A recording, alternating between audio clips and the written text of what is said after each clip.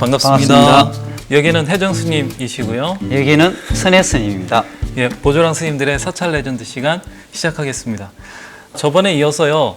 이번에는 왜 의상 스님의 짝꿍으로 꼭 원효 스님이 등장해야만 했는가? 그 얘기를 풀어보기로 했죠, 스님? 예. 그러면 원효 스님은 대부분 우리가 알기로는요. 특정한 이렇게 중심으로 된 스승이 없었다 이렇게 알고 있잖아요. 그 말은 또 다르게 표현하면요.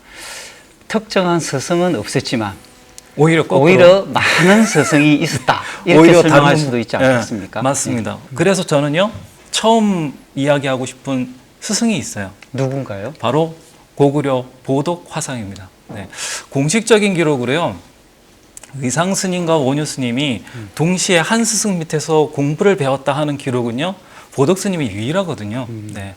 이 보덕 스님을 만나게 된 계기가 그 유명한 당나라 유학 1차 유학 때 실패한 것 때문에 만나게 되죠, 스님. 그러면 1차 유학에 이 당나라를 가다가 실패를 해서 네. 보덕 스님을 만난다는 그렇죠. 거네요. 두 분이 네. 그냥 아이고 죽었다 살았네.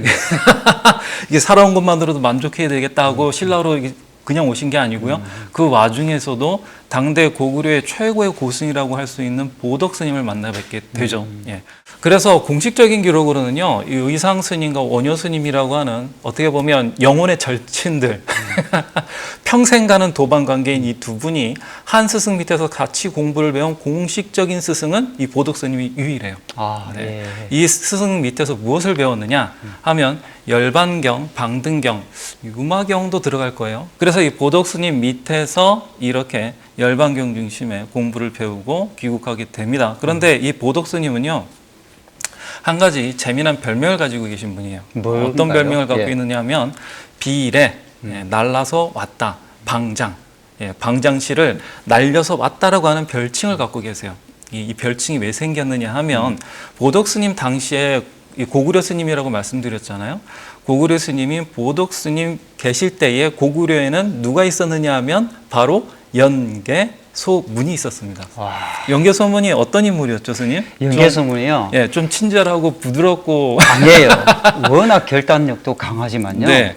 그리고 생각도 명쾌했어요. 그렇죠. 난관이 그래서 있으면 예. 난관을 어떻게 잘 말로 푸는 인물이었나요? 아닙니다. 행동으로 직접 실천적으로 보여주버리는 그렇죠. 그런 싹 인물입니다. 쓸어버리는 스타일이었죠, 스님. 깔끔하게. 그래서 신채호 선생님은요. 네. 우리나라의 어떻게 보면 진정한 영웅이라고도 표현했습니다. 영웅은 영웅이죠. 예. 네, 뭐 행적이 있어가지고 뒤에 유학자들은 별로 안 좋아했지만요, 그죠?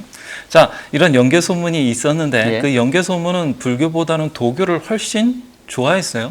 예, 그래가지고 당시 신라와 당나라 두 나라를 상대로 이제 전쟁을 하고 있었어요. 그렇죠, 스님? 네. 그래서 연전연승은 하긴 했지만 어쨌든 위기 상황이었으니까요. 고구려라고 하는 나라의 힘을 하나로 모아야 되는 그런 입장이었는데 이 연개 소문은 불교보다도 도교를 중심으로 그 나라의 힘을 하나로 뭉치고 싶어 했죠, 스님. 예. 네. 보덕 스님 입장에서는 어땠을까요? 좋았을까요? 싫었을까요? 굉장히 불편했겠네요. 굉장히 불편했을 겁니다. 그래서 보덕 스님이 진언을 했어요. 도교만 그렇게 하지 말고 불교도 역시 중심에 좀 놓아라 이렇게 말씀을 하셨는데 아까 말씀했다시피 연개소문이 그 얘기를 순순히 들을 만한 말 안 듣죠. 말 지독하게도 안 들었을 것 같아요. 한번 결심한 건 끝까지 어떻게 해서든지 간에 꺾이지 않는 인물이었을 것 같습니다. 그 역사적으로도 연개소문이 있을 때는 고구려는 짱짱했죠. 그렇죠. 그 당나라도 고구려를 건들 수는 없었으니까요. 연개소문이요. 668년에 죽고요. 고구려가 668년에 멸망을 해요. 연개소문하고 관련된 이야기는요. 중국에서는요. 지금 또 연개소문이 나오는 경극이 등장을 하는데요. 알려진 것만 해도 4편이나 있다고 합니다. 아니 관객들이 막 고함을 지르고 예. 소리를 지르고 한다면서요. 그 등장을 연개소문이요. 등장할 때요. 네. 키가 열척이라 하거든요. 3m예요, 3m. 그리고 네. 등장할 때 칼을 5개를 차고 나오고요. 거기에다가 숫돌을 하나 더 가지고 나와요. 그래서 이 칼을 5개 들고 차고 나오는데 이 칼이 비도다고 해요. 비도. 날아다니는 칼. 그런데 이 칼도 무서운데 옷도 홍포, 붉은색 복장을 하고 나타나다 보니까요. 연개소문이 나타나는 것과 동시에 중국인은 공포에 들어간다고 합니다. 그렇죠. 예, 그 예. 공포스러움을 예. 막 그 퍼포먼스를 예. 하는 거죠. 예. 그러니까 얼마나 연개 소문이 무섭고 또 공포스러웠으면요. 이 당나라의 당태종이 죽으면서요. 유언도 남기잖아요. 유언을 남기죠. 예, 예. 네. 아, 다시는 그렇지. 절대 고구려 건들지 고구려 마라. 건들지 마라. 네. 사직을 보존하고 싶으면 어? 네. 고구려만큼은 손을 대지 마라. 이렇게 하고 유언을 남겼는데 참 원래 자식들은 말 안 듣는가 지독하게 봐요. 말 안 듣죠. 그래서 끝내는 연개소문이 죽는 것을 확인하고 난 뒤에 그렇죠. 고구려가 불안한 틈을 타서 다시 공격을 하긴 하죠. 그렇죠. 그렇지만 고구려는 멸망했지만 고구려의 그 무서운 정신의 연개소문의 그 두려움은요. 지금 또 몇 년이 지났어요. 1500년 정도가 됐는데도 아직도 경국 기억을 속에서 하고 있다는 예, 거예요. 문화로서 남아있다. 자, 그걸 보면서 연개 소문이 살아있을 때 고구려가 망한다는 생각 자체를 하기가 힘들지 않겠어요? 예, 예. 그런데 보덕 스님은 좀 틀렸나 봅니다. 남다른 어떤 정치적 감각? 국제 감각이 좀 있으셨나 봐요. 야, 불교를 이렇게 등한시하니 고구려는 기어이 언젠가는 망하고 망하겠다. 말겠구나 이렇게 판단을 들어가지고 이걸 정치적 망명이라고 해야 되나? 제가 보기에 종교적 망명. 예, 종교적 망명이라고 해야 되나? 망명한 스님은 저는 처음 보는 것 같아요. 그렇죠. 어쨌든 폐망한 백제, 완주 구역이라고 완주? 예, 완주. 완주라고 이렇게 예. 칭해지는 그쪽에다가 이제 넘어오셨다 이렇게. 그 지금의 경복사가 네. 그때 넘어온 그 자리라고 하네요. 예. 그렇죠. 예. 그래서 넘어올 때 그냥 넘어오신 게 아니라 가장 중심이 되시는 스님을 방장 스님이라고 하고 그분이 계시는 방을 이제 방장실이라고 하는데 그거를 날려서 왔다. 얼마나 방이 좋았으면 방을 아마 그날- 인테리어 업자가 어마어마하게 불러가지고 예, 아주 이쁘게 만드셨나 봐요. 그래서 그걸 날려서 왔다 해서 비례 방장이다 이런 제가요. 별명이- 네. 많은 이 전설이나 설화나 이런 걸 봐도 집을 날려가지고 네. 함께 이렇게 내려왔다는 난 이야기 부동산 처음 날리는 들어봤어요. 신통력은 저도 처음 들어보는 것 같아요. 이 부동산 신통력은 이제 이 보덕 스님이 아마 유일하지 않나 싶은데 그래서 이런 보덕 스님이 망명을 하시고 나서 아닌 게 아니라 고구려는 안 망할 것 같았던 고구려가 그 연개 소문이 죽고 나서 아들들만 남게 되자 분열돼 가지고 결국 망하게 되고 말죠. 그걸 보면 보덕 스님도 참 예사 스님은 좋은 분이 아니었다. 아니다. 네, 공부만 불교만 깊었던 게 아니라 세상을 보는 안목도 탁월했을 것이다. 그 당시에요 스님들이요 그 예지력이 탁월했던 것 같아요. 그렇죠. 예. 그래서 불교만 잘 보신 것이 아니고요. 세상을 살피는 그런 안목도 많이 갖춰져 있었던 예. 것 같아요. 네. 자, 그래서 이렇게 보덕 스님을 놓고 보자면 의상 스님과 원효 스님이라고 하는 두 인물을 놓고 볼 때에 공식적으로 같이 배운 유일한 기록을 가지고 있는 스님이 바로 보덕 스님이고 이 보덕 스님에게 어떤 걸 배웠느냐? 바로 일체 중생에게는 모두 불성이 있다라고 하는 이 불성 사상 이걸 배웠다 이렇게 보면 될 것 같습니다. 자 스님, 예. 사실 원효 스님에게 대중불교 관련해서 무해행 관련해서요. 사실은 더 큰 영향 주신 스님이 따로 계시죠. 있죠. 이 스님 얘기를 들으면요 네. 원효 스님을 새롭게 이해하는데 굉장히 도움이 돼요. 음. 이 스님은요 그 당시에요 네. 신라에서 이 보살도를 행하는 스님들이 몇이 있었는데요. 그 중에 이 스님이 어떻게 보면 가장 대표적인 스님이라고 할 수 있어요. 음흠. 그 신라는요, 우리가 지금 생각하면 모든 사람들이 종교 활동을 하고 절에 절에 편안하게 다니고 가고. 이런 것에 대해서 아무렇지도 않게 생각하잖아요. 그렇죠. 너무나 근데 당연하게. 아니에요. 네. 그 당시만 해도요, 신라 시대만 해도요, 아무나 절에 못 들어갔고요. 일반인들은 절에 예, 잘 못 들어갔나요? 못 들어갔고요. 어. 그리고 불교가요, 민중들이나 서민들, 대중불교가 아니었어요. 그렇죠. 황실을 위한 불교고 귀족들을 위한 불교이기 때문에 일반 민중들은요 불교에 불교를 대해서 접하기가 어려울 뿐만 아니라 불교를 알기도 쉽지 않았던 거예요. 부처님 뵙고 싶어도 예. 정말 어려웠다. 그래서 그래서 마해불도 이렇게 생기게 남산에 되고 그 절에 남산에 못 들어가는 사람들 산 위에다로는 갈 수 있잖아요. 그럼 절이 보이잖아요. 예. 그럼 거기에서 절을 절을 향해서 보고 예. 이렇게 합장을 하고 기도를 그 하든지 마해불은 이제 못 짊어지고 가니까 그 마해불 앞에서 기도하고 그렇게 해다도 못하신 분을 위해서 이렇게 탑을 바위에 새기고 또 절도 새기고 그래서 남산에는요 네. 절을 풀 새긴 세트로 다 있어요. 야. 절도 있고 절에 못 들어가니까. 부처님도 있고 보살님도 있고요. 예. 그래서 그 산에 있는 이 바위를 보면서 신앙을 할 정도로 이렇게 대중적으로 불교가 보급되지 야, 않았다고. 우리가 생각하는 거하고는 분위기가 많이 달랐네요. 그렇죠. 그런 시절에 네.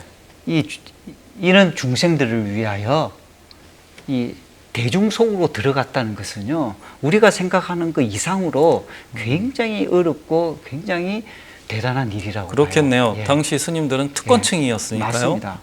그런데 그런 시장에 드러나들은 스님들 중에요, 이 스님은요, 등장할 때마다 대안하여라, 대안하여라 이렇게 얘기를 하고 다녔는데, 이 대안하여라, 대안하여라 이게 무슨 뜻이냐면요, 크게 편안하여라, 크게 편안하여라 이런 뜻이에요. 왜 굳이 크게 편안하여라를 이 신라가요, 강조하셨죠? 100년 동안에 네. 150여 차례 전쟁을 치르는 거예요.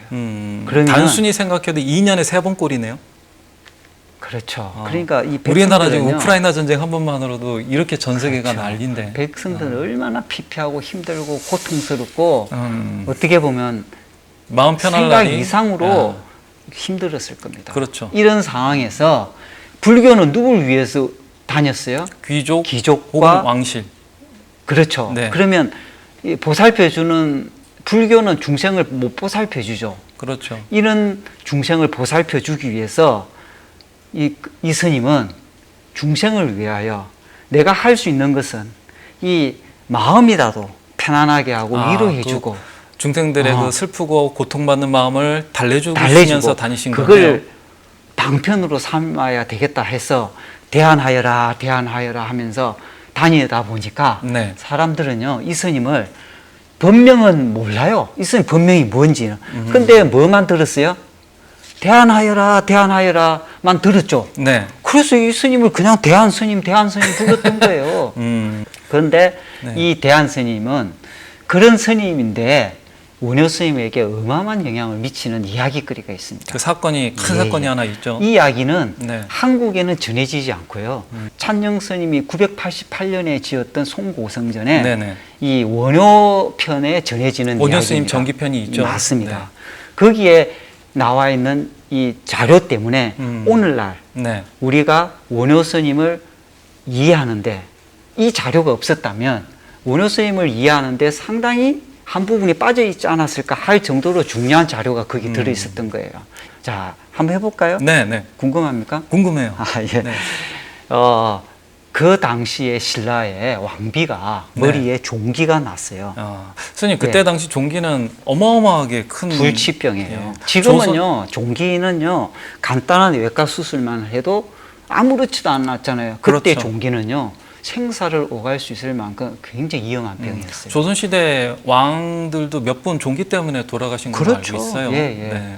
이 왕비가 종기가 났다면 왕비의 목숨도 위태롭다, 이렇게 생명이 봐야 지금 되는 거예요. 왔다 예, 예. 갔다 한다. 그 당시에 왕이 문무왕이었어요. 그렇죠. 예, 문무왕 때 김춘추 태종 무열왕의 저기 장남이죠. 장남이죠. 예, 네네. 문무왕이 이 문무왕의 이 왕비니까, 문무왕이 굉장히 이 파워풀한 왕이었거든요. 삼국을 통일하고요. 그렇죠, 그렇죠. 그리고 네. 또 당나라하고 한판 하는데 네. 이겨요.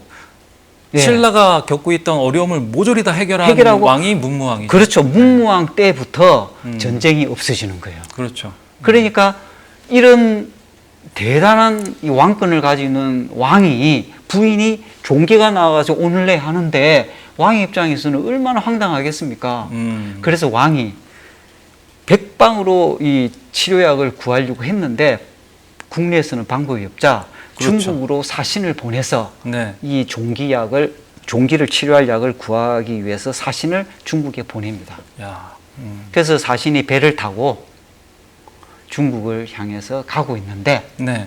갑자기 바다 한가운데 원 노인이 딱 바다에서 배에 딱 타면서 하는 말이, 네.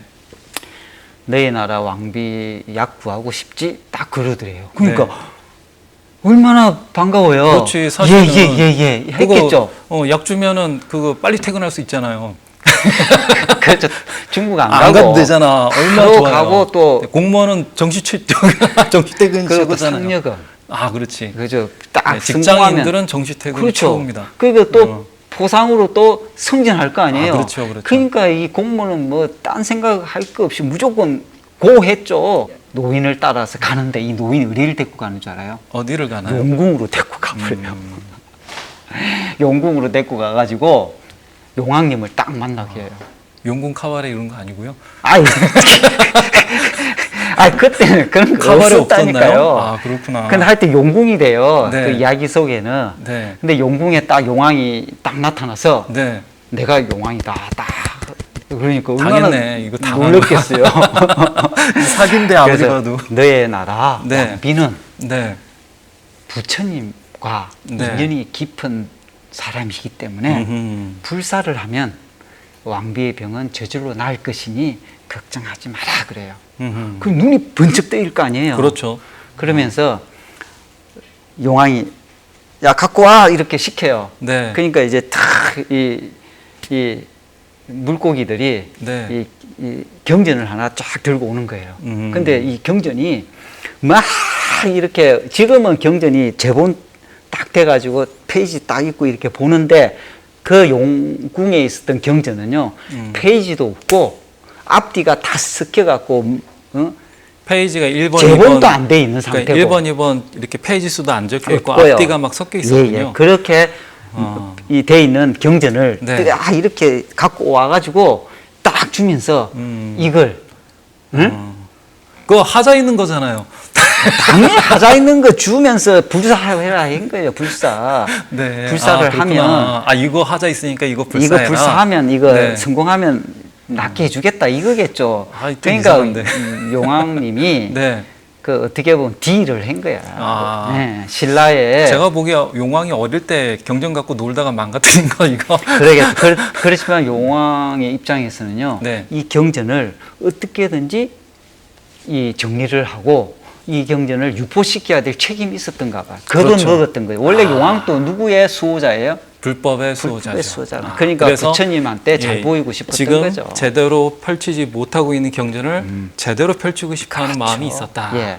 그래서 이걸 하면서 대한 스님을 찾아가지고 이 얽혀 있는 이 경전을 재정리를 시키고 앞뒤 순서 잘 맞춰가지고 페이지 정리를 시키고 원효 스님을 불러서 네. 이 경전의 해설서 소를 만들고 강연을 하라. 그러면 왕비의 병은 저절로 나을 것이다. 나을 것이다. 이렇게 얘기해요. 그러니까 어때요? 네. 사신의 입장에서는 네. 기분 째지잖아요. 중국 그 안 가도 얘기 되잖아요. 듣자 말자 바로 어디를 갔겠어요? 중국으로 안 가고 그냥 신라로 막 다시 터냈군요. 바로 이제 이 신라로 들어갔죠. 음. 그래서 문무왕한테 이 얘기를 하니까 문무왕이 얼른 대한 스님을 빨리 찾아봐. 대한 스님 찾아라고 그랬겠네요. 했는데 네. 대한 스님을 찾을 수 있겠어요, 없겠어요? 없어요. 왜냐하면 대한 스님이라는 스님 없어 이 세상에. 별명이 대한인 거지. 그 스님 본명은 그래서 아무도 못 모르니까요. 찾았는데 어느 날 네. 성에서 대안하여라, 대안하여라 이런 소리를 들었던 거야. 그래서 혹시 저분이 싶어서 나가서 물어보니까 맞았던 거예요.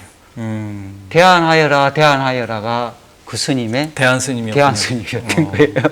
그래서 그 스님을 찾아가지고 빨리 왕궁으로 들어가지고 네. 임금님이 빨리 이 일을 시키는데 빨리 갑시다 그러니까 안 간다. 거봐요 모르는 사람이 가자 그러면 안 가는 게 맞다니까. 안 간다. 그 대한 스님은 유치원 때부터 그 교육을 잘 받은 거죠. 근데 대한 스님이 알았는 것 같아요. 뭐를요? 내가 안 가는 대신에 네.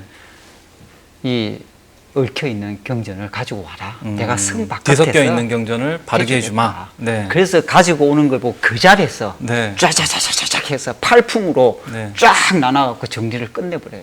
그러면 그러면 대한 사실 스님도 알고 있을 경전 거예요, 내용을 모를까요? 처음부터 끝까지 알고 있었다. 네. 그런데 이제 그 더 재미나는 이야기는 대한 스님이 거기서 딱 정리해 놓고 한다는 얘기가 빨리 원효 스님을 찾으세요. 그래서 원효 스님한테 해설을 짓게 맡겨라. 하고 네. 설법을 맡겨라. 빨리 강연을 하게 네, 강연을 맡겨라. 해야 됩니다. 네. 하고 왕에게 전해라고 꼭 부탁을 합니다. 어때 용왕님이 했던 말하고 똑같지 않나요? 네. 그 얘기 안 해줬는데. 그죠? 네. 그래서 왕이 이 빨리 사자를 보내서 둘이 단톡방으로 서로 하는 거 아니에요? 그랬겠죠. 딱 보면 짜고 치는 거지. 그래서 이제 원효 스님을 찾으라고 보냈는데 네. 원효 스님이 그때 고향 땅에 있었대요. 음. 고향 땅에 뭐 하고 있을까요? 원효 스님 또 올 줄 알았는가 봐요. 딱 이제 준비를 하고 있었는데 네. 사자가 딱 가자고 하니까 딱 사자한테 딱 쪼리 보면서 소를 준비해라. 네. 그리고 소 뿔 사이에 책상을 딱 얹어놓고 벼루와 먹과 종이와 이걸 딱 준비해놔라. 바쁘니까 네. 내가 스라블에 도착하는 길에 이걸 적겠다. 그래서 모든 준비를 시키는 거예요. 일부러 소 등 위에서 쓰신 거 아니에요? 그러겠죠. 이게 왔다 갔다 하면 글씨가 개발세발 그러니까 암호문처럼 돼서 자기 아무도 말고 못 다른 사람은 알아들으니까. 저쪽 못 알아볼 거 아니에요? 그런가 봐요. 그래서 아직도 사람들이 잘 몰라요, 경전을. 잘 써줘도 모르죠, 사실. 그래서 소뿔 사이에 적었다 그래서 각승 그래요. 그래서 그때의 고향이에서 스라블로 오는 도중에 네. 5권의 금강산매경 소를 완성을 합니다. 그렇죠. 예. 대단하지 않나요? 대단하네요.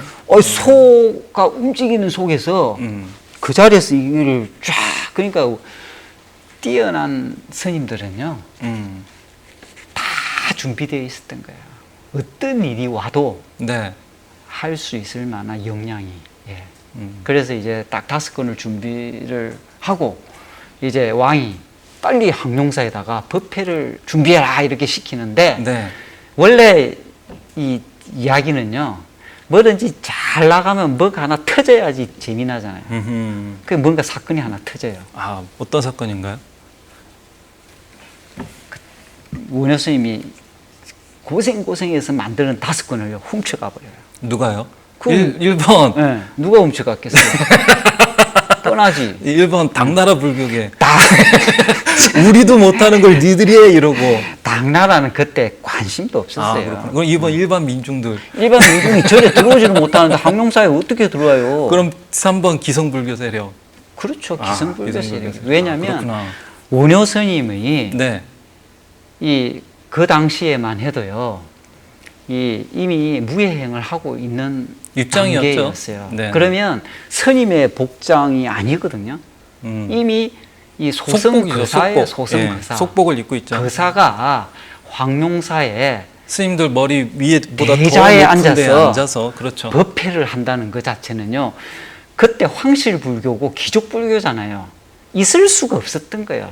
기존 불교에서는요, 도저히 받아들일 수 없었던 거예요. 이게 어마어마한 사건이었죠, 스님 사실. 사건일 정도가 이게 아니에요. 사실은 문무왕이 왕이 직접 왕의 왕비가 머리에 이게 예, 왕이 직접 연 그렇죠. 법회고요. 네. 두 번째로는 왕비의 생명이 걸려 있는 법회고요, 그죠? 그래서 이 범인을 그리고 잡으면 세 번째 일반인도 못 들어오는 그러한 절 안에 경전이 어디에 그 원효 스님이 어디에 경전을 놨는지 아는 인물은 사실 극소수였을 텐데요. 그렇죠. 그래서 이거는 사실은 내부 사정을 잘 그런 아는 리스크를 지고도 목숨을 목숨을 하겠다는 걸고서라도 거예요. 이거 못하게 했어야 되겠다라고 하는. 그만큼은요. 네. 위기 상황이고, 기성불교 세력은 절대 이런 일은 안 일어났으면 좋겠다는 그리고 이 상황이었겠네요. 일이 네. 발각이 되면 이제 기성불교는 어떻게 보면 이 패망할 준비까지도 해야 되는 그런 어마어마한 사건이었던 거예요. 그렇죠. 예. 그런 일을 감안하고 일을 저지를 정도면요, 이게 보통 일이 아니었어요. 그렇죠.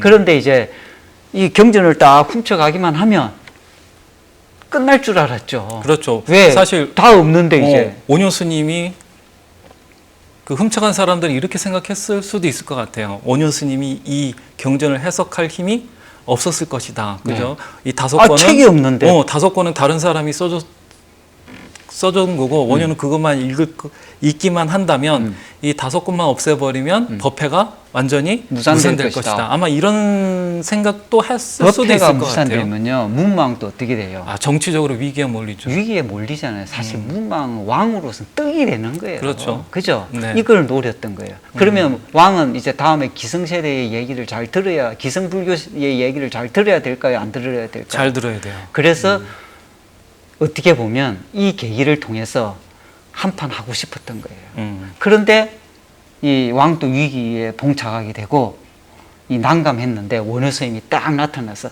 3일만 말미를 주라. 야, 3일을 주면 네. 내가 다시 쓰겠다. 음흠. 그래서 3일 동안에 법회를 연기를 해요. 야, 위기를 원효 스님이 자신이 가진 능력으로 극복을 네. 해버렸군요. 그 3일 만에 네.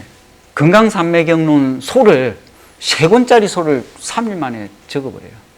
아니 요새야 컨트롤 C, 컨트롤 V 하면 되죠. USB 빼가지고 그냥 꼽아가지고 프린트 시키고 인쇄소에 가가지고 하면 끝나잖아요. 네. 그래도 3일이 바빠요. 바쁘죠. 네. 그죠? 네. 그런데 이건 생전 처음 보는 경전을. 아무것도 없는 거. 그것도 그 당시에 스님 다 붓으로 한자씩 적어야 책 한 권을요. 그리고 하루에 적는다는 것도 있을 수 없어요. 금강산매경론 자체가 한 가지 사상만을 다루는 게 아니라 당시 네. 동아시아에 들어왔던 온갖 잡다한 대승불교 사상을 전부 정리해 놓은 개념서 같은 거기 때문에 한 가지만 안다고 해결할 수 있는 경전이 아니었거든요. 그걸 노렸던 거죠. 기성불교 세력은요. 그런데 원효 스님이 3일 만에 책 3권을 뚝딱 만들어 버려요. 그럼 이제 큰일 났잖아요. 네. 그래서 우리가 3권짜리 만들어진 것을요, 약소, 네. 그 다음에 5권짜리를 광소, 이렇게 구분을 해요. 근데 5권짜리 광소는 그때 훔쳐가지고 소각시켜버렸든지 흔적 없어야 되겠죠. 제가 네. 만약 도둑놈이라고 한다면 네. 훔쳐간 즉시 없애버렸을 거예요. 당연하죠. 왜냐면 네. 걸리면 어떻게 되는 거예요? 걸리면 삼족이 멸할 뿐만 아니라요. 네. 이제 근처에 있는 분들은 그 뒷감당 못하죠. 그렇죠. 네. 아마 흔적을 없애야 되겠죠. 이 하루에요, 책 1권씩을요, 아무것도 없이요, 백지에다가 책을 1권씩을 일일이 이렇게 써가지고 책을 만든다는 것은 지금도 있을 수 없어요. 그죠? 네. 그런데 3일 만에 딱 완성을 하니까 기성불교 세력들은요, 생각도 못했던 거예요. 더 이상 막을 방법이 이럴 수가 있나. 그래서 이제 원효 스님이 황룡사 대자에 앉아서 이런 얘기를 합니다. 그 경전을 다 강연하고 나서 하는 거죠. 예, 경전을 다 이제 법회를 다 끝내고 맨 마지막에 이런 얘기를 하는데 제가 보기에는 원효 스님도 뒤끝이 만만치 않았어요. 내가 보기엔. 네. 맺힌 게 있는데. 근데 그 또 옛날 사람들은요, 맺힌 것을 뭘로 푼다? 멋진 시나. 그 대놓고 표현 안 하죠. 대놓고 안 하고 네. 은유적으로 탁 표현을 하는데 그게 또 뼈아픈 이야기가 숨어 있죠. 그때 어떤 얘기를 하느냐면요, 이 100개의 석가래가 예전에 과거에 네, 100개의 석가래에는 나를 필요치 않더나는 네. 한 개의 대들보를 쓰려고 하니 나밖에 없구나. 그 얘기를 딱 마치니까 갑자기 명덕들, 큰 스님들이 얼굴을 붉히면서 고개를 팍 꼬꾸리면서 부끄러워갖고 몸둘 바를 못했다. 이렇게 얘기가 나온 것을 보면 범인이 누군지가 알만하죠. 다 알만하다. 네. 사실은 이 금강산매경론 법회가 대들보를 뽑는 자리였잖아요. 그렇죠. 그리고 그 이전에 백고자 대회라고 100명의 고승을 이렇게 초청하는 그런 법회가 있었는데 네. 원효 스님이 거기에 참석하려다가 못 참석했거든요. 그때 백고자에 원효 스님을요, 100명의 고승에 집어넣으려고 추천을 했죠. 문방이 이렇게 집어넣으려고 했죠. 했는데 왕이 추천을 했는데도 불구하고 기성불교가 반대했죠. 이 원효 스님 100명조차도 끼는 것을, 참여하는 것 자체를 그냥 싫어했던 거예요. 그래서 그냥 거부하니까 어떻게 할 방법이 할 없던 수가 거죠. 없었는데 그때에 맺힌 거, 뒷끝 그걸 기가 막히게 마지막에 딱 하는데, 근데 맨 마지막에 100개의 석가대에서는 하나, 자기는 그렇게 중요한 역할도 아닌데도 못 끼게 만들더만은 하나의 대를보를 쓰려고 하니까 이제는 내 말고는 그렇죠. 아무도 해당되는 사람이 없구나, 이 얘기를 하는 거예요. 네. 그걸로 인해서 이 원효 스님은 사실상 네. 원효 스님 대 기성불교 세력의 이 기싸움이라고 해야 교통정리가 되나요? 주도권 싸움은 끝나버리는 끝났다. 거죠. 해기모니가 예. 원효 스님 쪽으로 기울어 들어갔다. 이 계기를 마련하는데 네. 대안 스님이 아주 큰 그렇죠. 역할을 시작점은 했다. 대한스님이라고 예, 하는 예. 대중불교를 지향하는 스님들에 의해서 원효 스님이 승리를 거뒀다. 이렇게 네, 봐도 맞습니다. 될 것 같아요.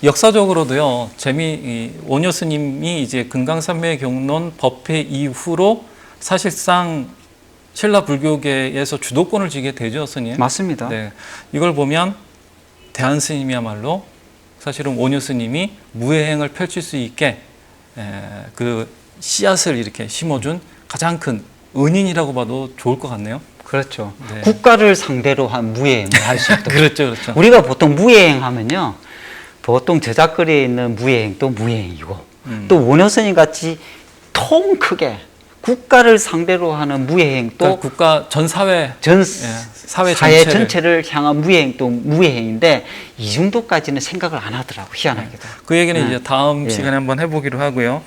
그렇게 해서 대한 스님은 원효 스님에게 이렇게 인과로서 서로 연결되면서 대중불교를 지향하는 그러한 가르침을 내렸다. 이렇게 예. 봐도 좋을 맞습니다. 것 같아요. 예. 네. 자, 이번에 제 차례인 것 같네요. 저는 이제까지는 사실은 원효 스님의 스승격인 분들에 대해서 말씀을 드려봤잖아요. 저는 도반격으로 원효 스님에게 영향을 미친 것으로 생각되는 그런 분에 대해서 한번 얘기를 드려볼까 해요. 바로 뱀아이라고 하는 이 사복 이야기인데요. 사복은 왜 뱀아이라고 하는 이름을 얻었느냐 하면 태어나서부터 걷지도 못하고 말도 못했다고 해요. 네.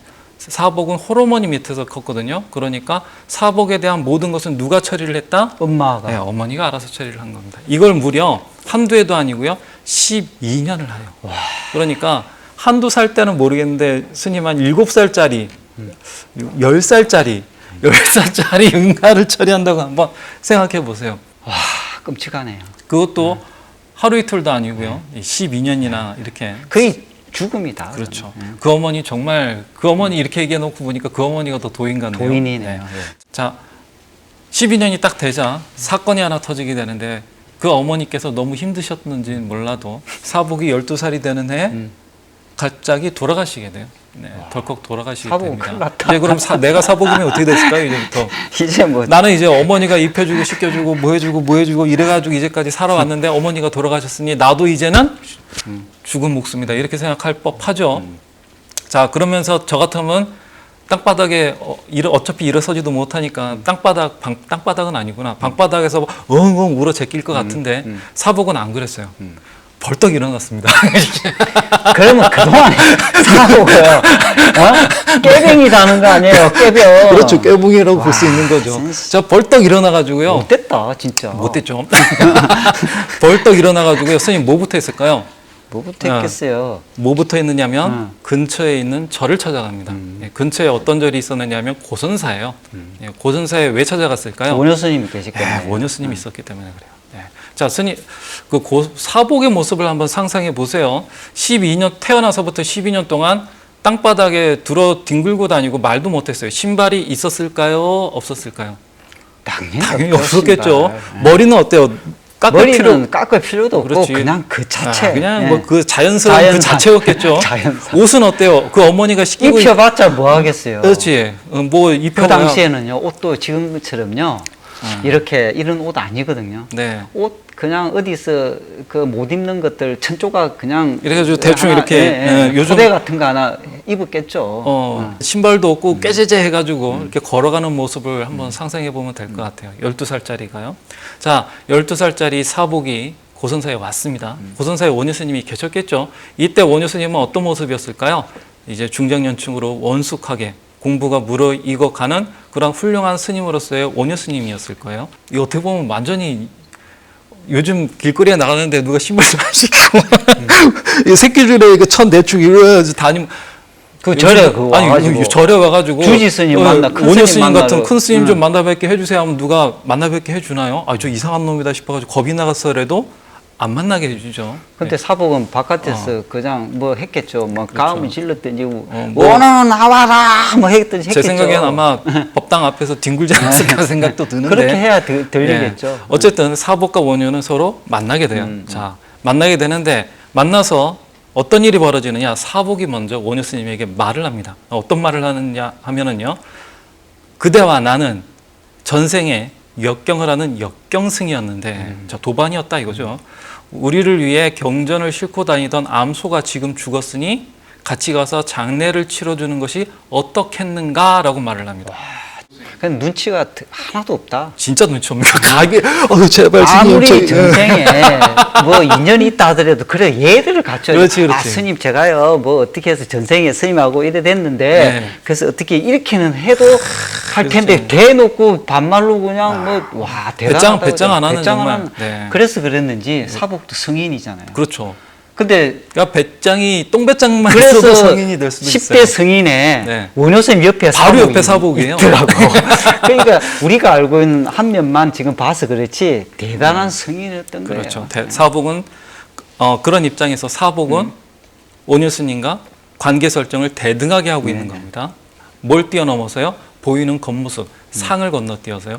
자, 원효 스님은 그걸 받아들였을까요? 받아들이겠죠. 아니면 이놈의 새끼 어디 12살짜리가 와서 딱밤을 딱 먹였을까요? 만약에 안 받아들였으면 이 얘기가 오늘 안 전해졌을 텐데. 아마 사복이 난리를 친 걸로 아마 결말이 났을 것 그렇죠. 같은데 이야기는 어떻게 전개가 되느냐 하면 사복과 함께 그 어머니를 찾아가는 걸로 이야기가 전개가 돼요. 그러면 자 상상을 한번 또 해봅시다. 사복이 한쪽은 있고 돌아가신 어머니가 있고 그 다음에 원효 스님이 딱 서 있어요.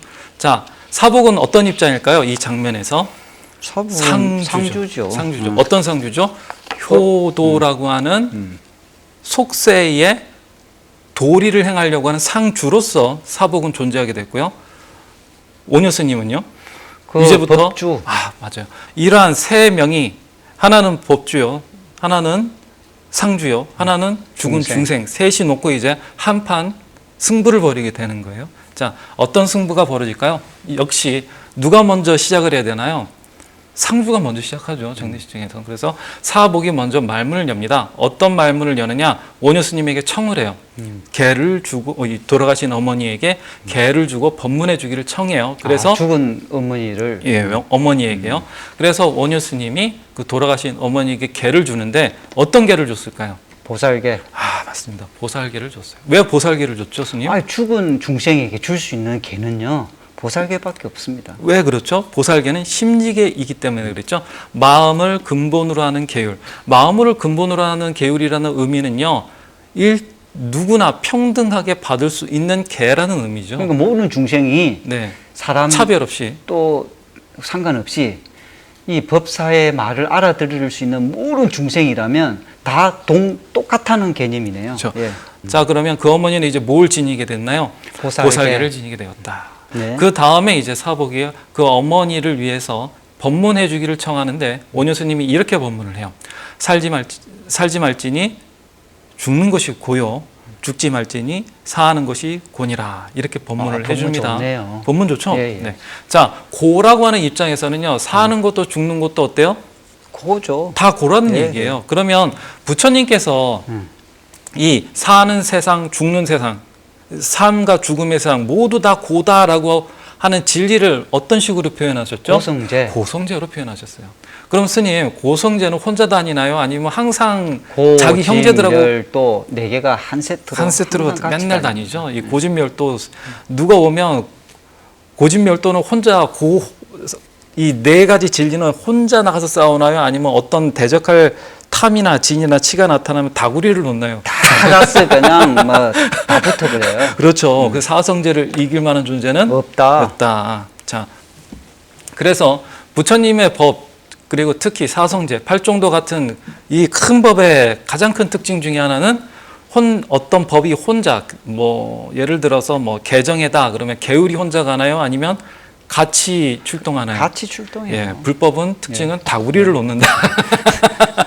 다구리가 뭐예요? 예, 몰매요, 몰매. 자, 아무리 작은 욕망이 등장하더라도 개정애가 같이 출동하는 것처럼 고성제 하나를 딱 건드리는 순간 그 뒤에 덩달아서 집, 멸, 도성제가 같이 나오는 거예요. 그러니까 원효 스님은 고성제만 얘기했지만 사실은 그 안에는 사성제라고 하는 부처님의 핵심적인 법문이 고스란히 다 들어가 있다라고 보셔도 좋습니다. 아, 대단한 법문이었네요. 이 단 두 문장 안에 그 사성제를 다 담아냈어요. 그런데 사복이 이 법문에 만족했을까요? 아니면 원효 스님을 삐뚤음하게 쳐다봤을까요? 기분이 안 좋았는가? 아, 안 좋았어요. 예, 그 더벅머리가 늘 삐뚤음하게 쳐다보고, 아이, 그 법문 참 번잡스럽게 하네. 그중 참 말 많네. 이렇게 얘기를 했어요. 아니, 누가 스님이 법문을 하는데 네, 상주가 잠깐만 법문이 너무 번잡스럽습니다. 법주 스님 다시 하십시오. 이렇게 있을 수가 있어요. 그것도 12살짜리가. 좀 태어나서 그런 거 한 번도 본 적이 없어요. 그쵸? 네. 자, 이거는 어때요? 법주 스님 입장에서는 황당하죠. 받아들일 수가 없죠. 없는 내용이에요. 그런데 원효 스님은 어떻게 했나요? 분말하지 않고 법문을 다시 고쳐서 합니다. 뭐라고 고쳐서 하느냐면 사는 것도 죽는 것도 곤이라 이렇게 표현을 해요. 같은 말인데 아까 사실은. 두 문장하고 똑같죠. 사실 내용을요. 예, 이것도 고성제죠. 예, 생사, 윤회의 세계는 고다. 맞잖아요. 자, 이건 어떤 의미가 있을까요? 죽은 중생, 이건 사복을 위한 법문이 아니죠. 죽은 중생, 즉 어머니를 위한 법문이었잖아요.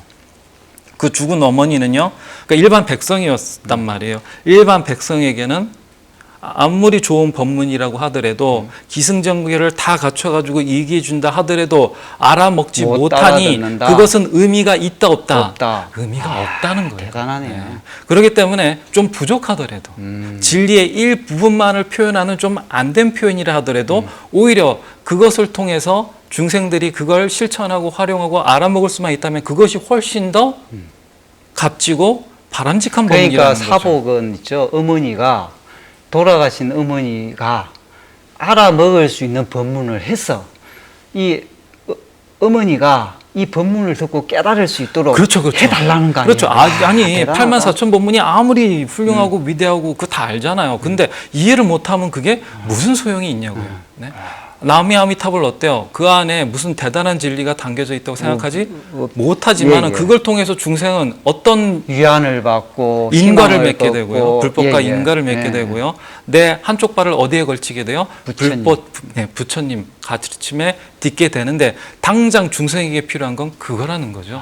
네. 그래서 사는 것도 죽는 것도 곤이라가 현실 세계 속에서는 뭘로 표현이 되느냐면 원효 스님의 나무아미 타불, 관무량수경, 아미타경 뭐 이런 거 백날 얘기해봐야 아니 100년 동안 150차례 전쟁을 치른 백성들 귀에 그게 들어올 리가 없다. 없단 말이에요. 그냥 나무아미타불 외치면 극락 가게 된다. 이거 하나만으로도 당시 중생에게는 뭐가 된다? 그 아프고 슬프고 힘든 삶을 위로해주고 부처님 품이 좋다는 것을 이렇게 맺게 해주는, 친근하게 해주는 그러한 매개체가 된다는 거죠. 중생에게 필요한 걸 해줘라. 위대한 것은 나중에 줘도 된다. 그 법문은 지금 또 한번 생각해 볼 만하네요. 그렇죠. 예, 아무리- 우리가 지금 예, 굉장히 좋은 법문을 많이 갖고 어떻게 있죠.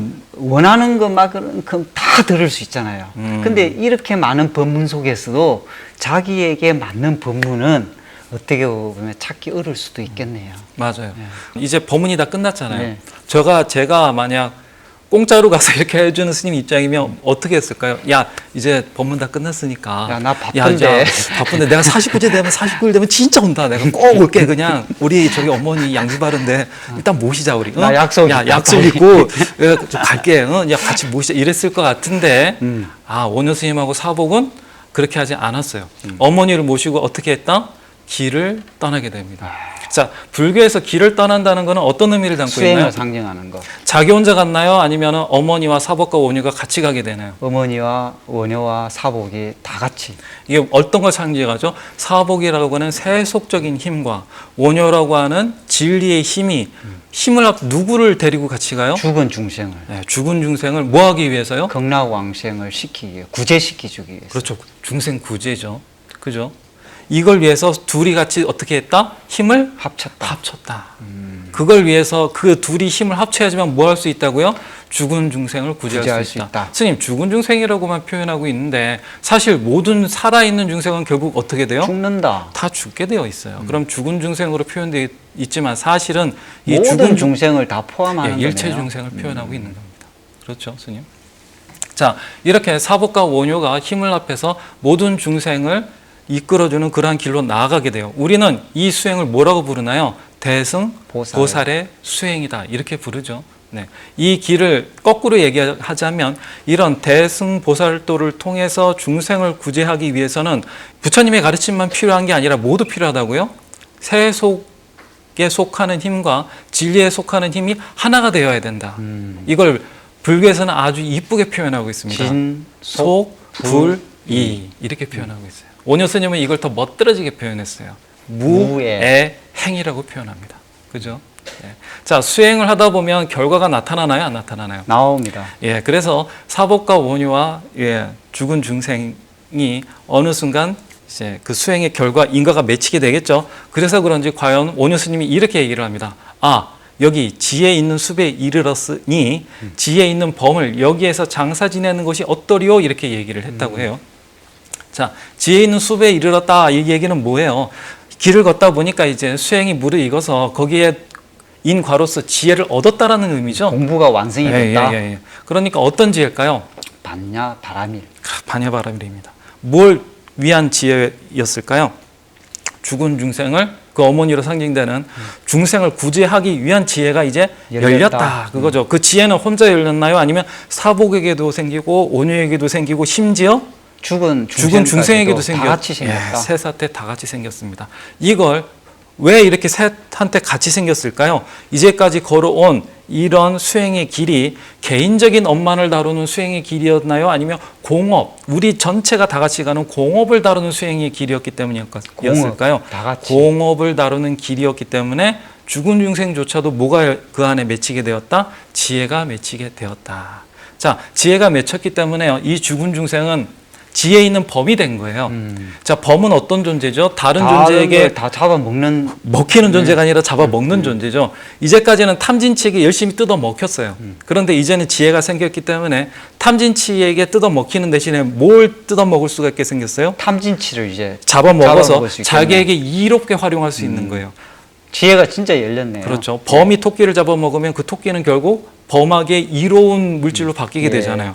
지혜 있는 범이 탐진치를 잡아먹는 순간 그 탐진치는 지혜의 이로운 방향으로 바뀌게 된다. 쓸모있게 바뀌게 된다. 그렇게 보시면 될 것 같아요. 그러면 이 모든 사복과 오녀 스님이 죽은 어머니로 표현되는 중생을 구제하는 이 스토리가 시작되는 첫 단추는 바로 보살계에서부터 시작되죠. 그래서 오녀 스님의 보살계는요, 오녀 스님의 그 극락 정토 사상하고 아주 밀접한 관계를 맺고 있다는 걸 알 수가 있어요. 한 가지만 더 언급을 좀 할게요. 빨리 하세요. 알겠어요. 자, 사복의 어머니가 보살계를 받았잖아요. 네. 불교에서는 인과를 떠나서 그냥 일어나는 일은 있을 수가 없잖아요.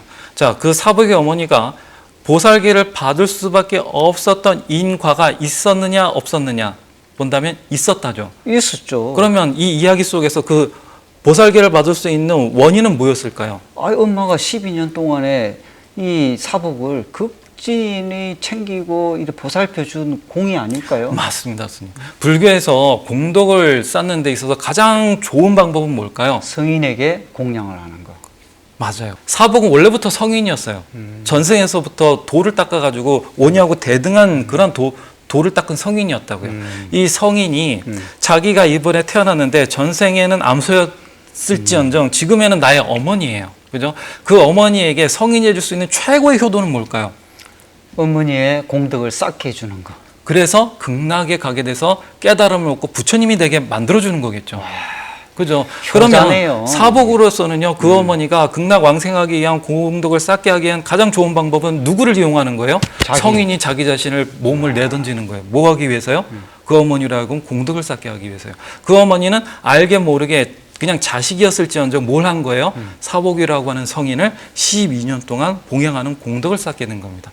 의도적으로 사복은 아까 꾀병부리라고 말씀하셨잖아요. 예, 처음부터 어때요? 깨병을 멀쩡히 부렸네. 돌아다닐 수 있음에도 불구하고 뭘 위해서요? 그 어머니의 어머니의 공덕을 공덕을 쌓기 쌓기 위해서 위해서. 일부러 땅바닥에 굴러다녔다. 야. 몇 년 동안? 12년. 12년 동안. 왜 12년이었을까요? 10이라는 것이요. 12연기도 있고 12달도 있고 다 12가 완성한다는 그렇죠. 의미 아닙니까? 동아시아에서는 12간제라고 해서 12는 완성의 의미가 있어요. 12년 동안 공덕을 쌓았다는 것은 공덕이 완성이 되었기 때문에 그 어머니가 더 이상 공덕 쌓을 사복을 필요가 없다. 예, 사복을 위해서 그렇게 고생할 필요가 있다 없다. 없다. 없기 때문에 그 어머니는 다음 세상으로 가기 위해서 돌아가신 거라고 어머니가 가성비 캡이네요. 딱 계산해서 12년 딱 공양 딱 그렇죠. 끝내고 그냥 네. 딱 끝낸 거 아닙니까? 와. 그래서 우리는 이 이야기 중에서 사복이 12년 동안 어머니를 그렇게 힘들게 만든 게 사복이 뭔가 마음이 못돼서라거나 업이 잘못돼서라기보다는 오히려 가장 자기가 할 수 있는 최고의 효도를 하기 위해서 12년 동안 그렇게 굴러다녔다라고 보는 게 바르게 보는 견해 아닌가. 그러면 어머니도 대단하지만 어머니도 사복도 대단합니다. 아니 억지로 누워있으려고 해도 3일 동안 누워있으면 허리가 아파서 못 그것도 누워있을 것 3일 더 같은데. 누워있던데? 네? 3일 더 누워있던데? 아플 때도. 그렇죠. 선생님 한 5일은 누워있는 것 같은데. 스님 그거 다 얘기하시면 어떡해요. 그만큼 네. 억지로 누워있으려고 해도 힘들다는 거예요. 힘들다. 근데 그 12년 동안에 네. 엄마를 위해서 자, 이제까지 어떻게 잘 들으셨나 모르겠는데 이렇게 원효 스님 주변에는 알게 모르게 굉장한 분들이 많았네요. 굉장한 분들이 네. 아니고 최고분들만 있었네요. 그래서 원효 스님이 원효 스님일 수밖에 없었던 것은 혼자 이렇게 천재여서가 아니라 당시 신라 불교계에 이렇게 쟁쟁한 많은 분들이 계셨고 그런 분들에 의해서 만들어진 신라 불교의 잠재력이 원효라고 하는 천재를 만나서 폭발했다. 폭발했다. 이렇게 보는 게 더 정확한 거 아닌가 싶습니다. 이런 바탕 아래에서 원효 스님의 가장 큰 사상인 일심사상이라든가 화쟁사상이라든가 뭐 무해행 그리고 아까 얘기했던 보살계 법망경중심의 보살계라든가 정토사상이 꽃피어나게 되는 거죠. 자 이런 걸 통해 가지고 원효 스님은 자기의 생애를 방금 말씀드린 그러한 뭐 일심, 화쟁, 무해 이런 거를 자기의 생애에서 정말로 실천을 해 나가시게 되거든요. 스님 어떻게 실천을 해 나가게 될까요? 그것도 궁금하네요. 그렇게 실천해 나가는 모습은 다음 다음 시간에 시간에. 예, 예, 근님하셨습니다. 근님하셨습니다.